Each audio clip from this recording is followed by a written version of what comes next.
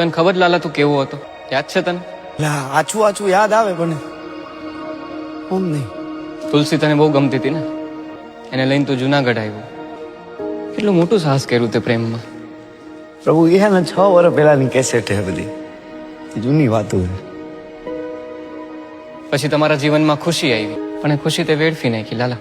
સમજ્યા કે તારા જીવનમાં મુશ્કેલી આવી છે જ્યારે ખુશીનું એક્સિડન્ટ થયું ત્યારે, પણ એના પછી તે શું કર્યું? શું મારે એ બધું કરવું નતું, પણ કેમ થતું કે મને કઈ ખબર જ ન પડી. વ્યાજે પૈસા લીધા, ખરાબ સંગતે લાગી ગયો, દારૂની લતે ચડી ગયો, રોજ રોજ દારૂ પીતો હતો ને.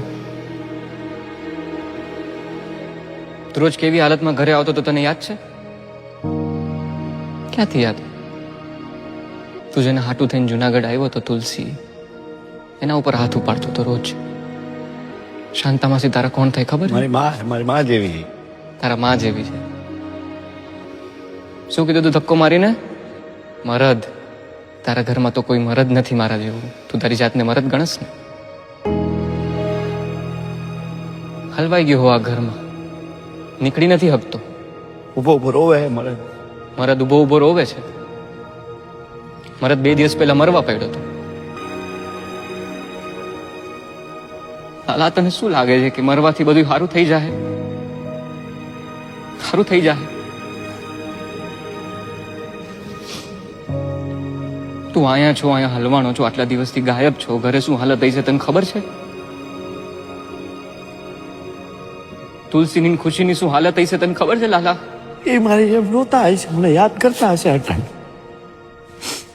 તે કેમ આવું કર્યું લાલા? મને નથી ખબર કેમ આવું થઈ ગયું. સરસ સરસ હાલતું હતું ને બધું, તે કેમ આવું કર્યું?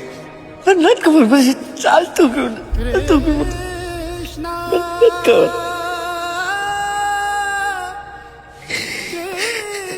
મમ્મી, પપ્પા ક્યારે આવશે? ઓલા પીહુના મમ્મી કહેતા હતા પપ્પા મરી ગયા.